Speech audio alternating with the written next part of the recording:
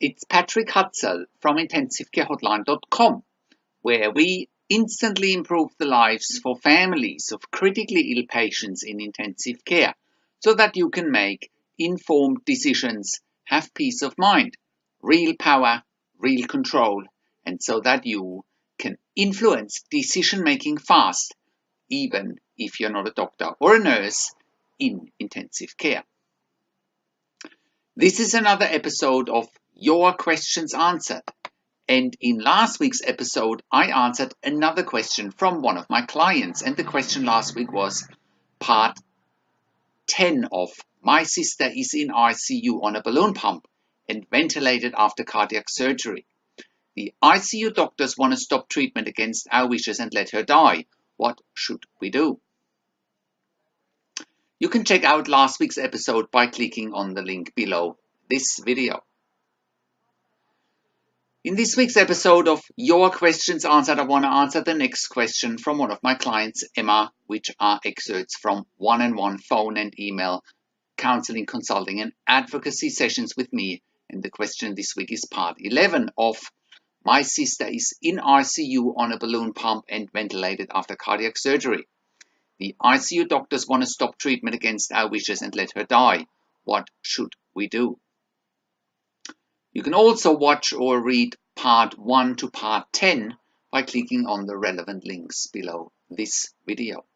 And if you are watching this on YouTube, go and click on the link below the video. That'll get you to our website where you can access all the other parts of this series of questions. So today in this one-on-one phone and email consulting and advocacy session with my client Emma, you'll get real in-depth knowledge about cardiac failure in intensive care, how it works, the treatment and therapy options, how to wean somebody off the ventilator and the breathing tube, and most importantly, you'll discover how to not take no for an answer. You will witness how I can lead Emma in going from the intensive care team trying to coerce and force her and her family to agree to a withdrawal of treatment as being quote unquote in the best interest for her sister, to challenge that and the intensive care team having to do everything within their power to save her sister's life and turning the dynamics completely upside down in Emma's favor. This is something 99% of the families of critically ill patients in intensive care will never be able to do because they're not looking for the right information and they're not getting a consultant or an advocate. And this is exactly what happens when you have the right advice from a professional like myself who knows intensive care inside out and who knows how to manage the dynamics and who can take away the fear of being intimidated by the intensive care team. So enjoy today's consulting and advocacy session. So here is the first email from Emma. Emma writes, Hi Patrick. As of now, we have not heard anything from the doctors regarding my sister's surgery as instructed per you.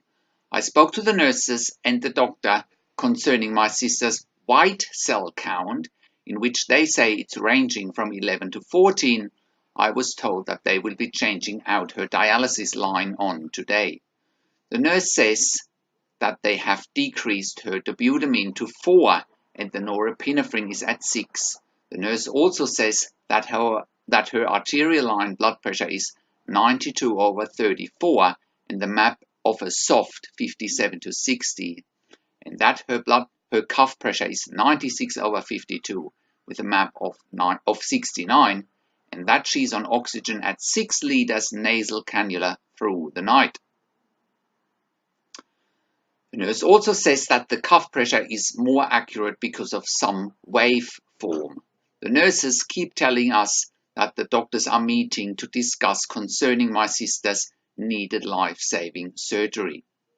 One of the doctors told me on Monday night that they will let us know by Tuesday regarding the information my sister's surgery.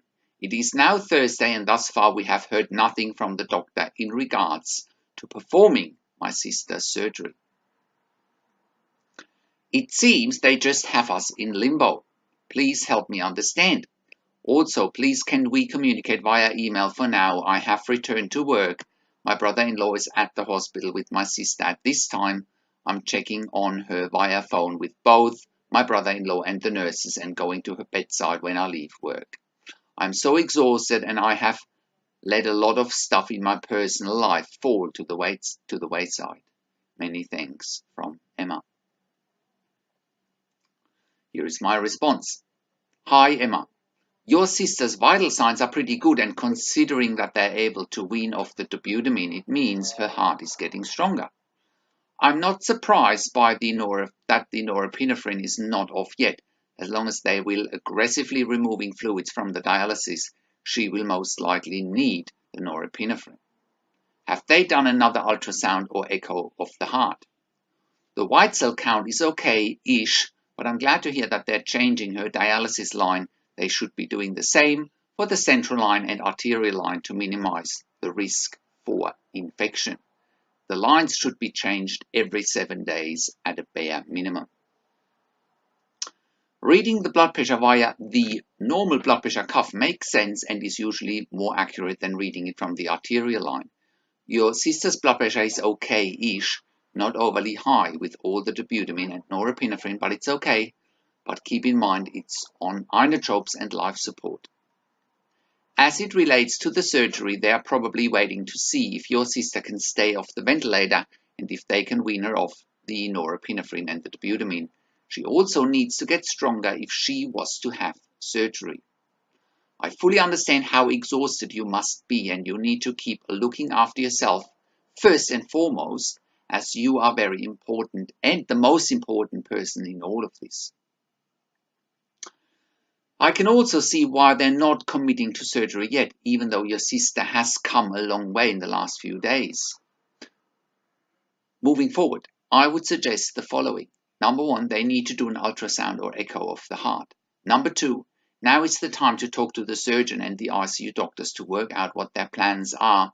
Now may also be the time to ask for a meeting from your end to get to all of the answers. Next, you need to pace yourself and you need to keep looking after yourself. Take a couple of days off and do something nice for you if you can. Also, with the surgery, Emma, they're probably not going to do it for now because your sister is too weak. So keep in mind, with all the inotropes and vasopressors still going, and with your sister being in induced coma for so long, and on the balloon pump, your sister's heart is weak. She needs to be stronger to survive such big surgery. That's probably one of the reasons why they're so reluctant for now.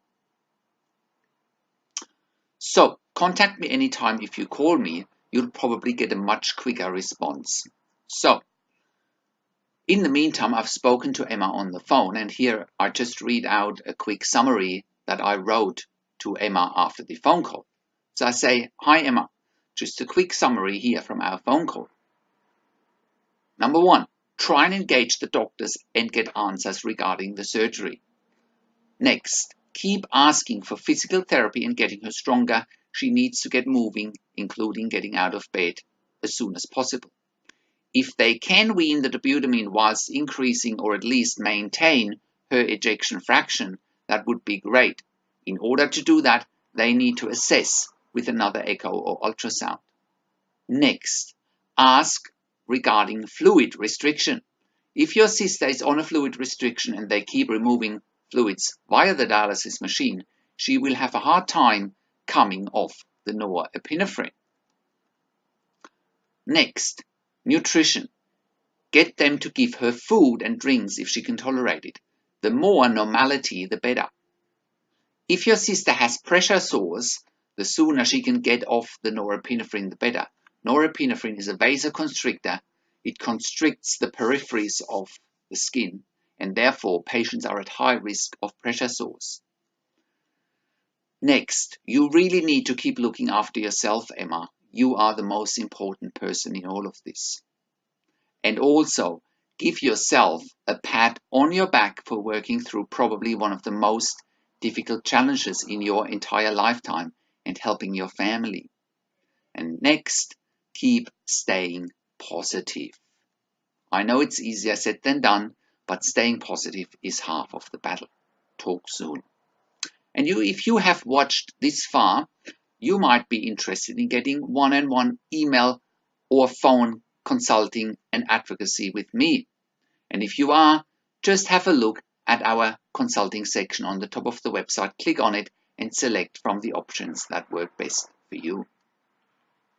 So here is Emma's response after I sent her the last email. Emma says, "Hi Patrick, I just spoke with my sister's nurse again, and she said that my sister's vital signs are not good. The blood pressure has gone down to 85/38 with a MAP of 58, and that no fluid is being pulled with the dialysis, and she's not on a fluid restriction. She's now on norepinephrine 6, dobutamine 4, and vasopressin 0.04. Her white cell count is 16 and hemoglobin is 7.9. She said the surgeons will meet with the family on next week and will not be doing her surgery. The nurse is saying that we should consider termination of treatment for my sister because my sister is suffering.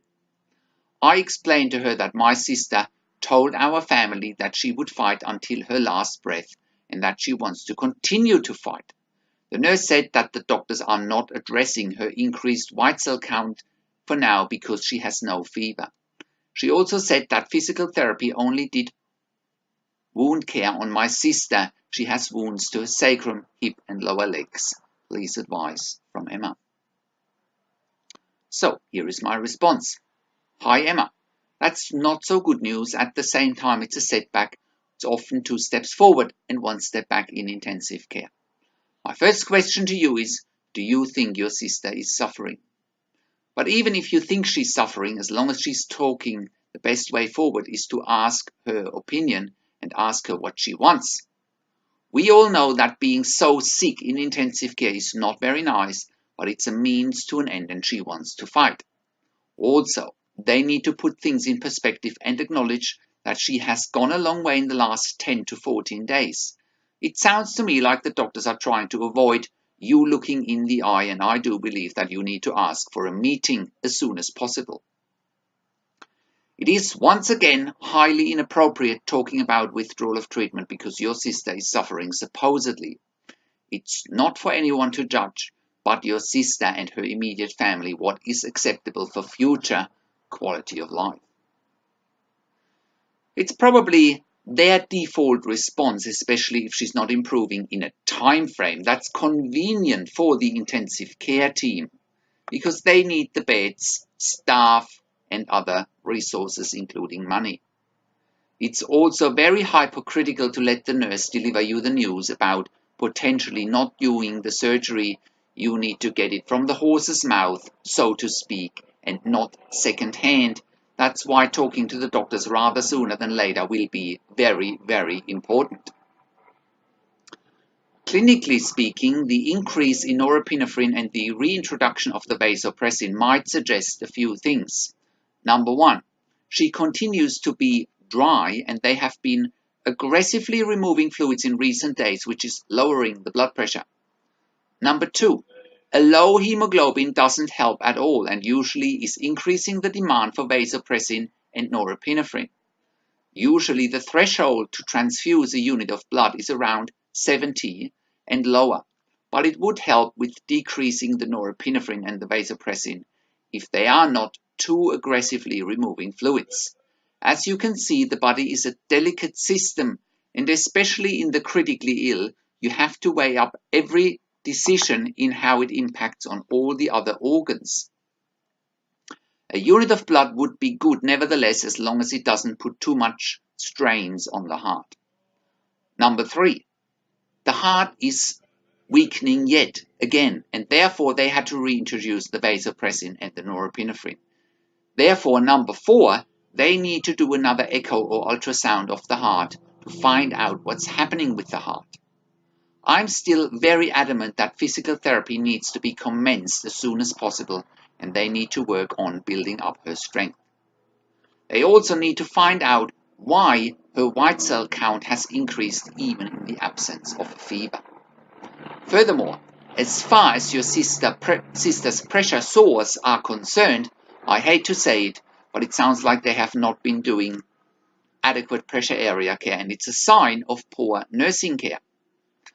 As far as the withdrawal of treatment goes, You know that the law is on your side, and any discussions they bring up around withdrawal of treatment, you can refer back to the law. At this stage, you need to continue challenging them on a clinical level, and you need to continue asking all the right questions so that they know you can't be fooled. Please let me know if you want to talk and I'll give you a call. From Patrick. So, how can you become the best advocate for your critically ill loved one? How can you make informed decisions, get peace of mind, control, power, and influence quickly whilst your loved one is critically ill in intensive care? You get to that all-important feeling of making informed decisions, get peace of mind, control, power, and influence quickly when you download your free instant impact report now by entering your email below.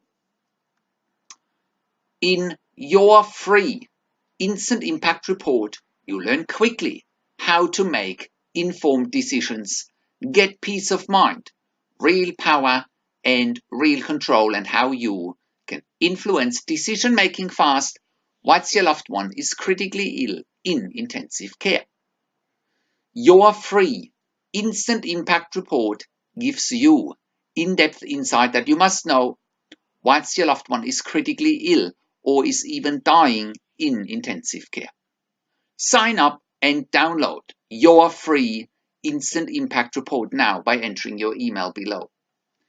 In your free instant impact report, you learn how to speak the secret intensive care language so that the doctors and the nurses know straight away that you are an insider and that you know and understand what's really happening in intensive care.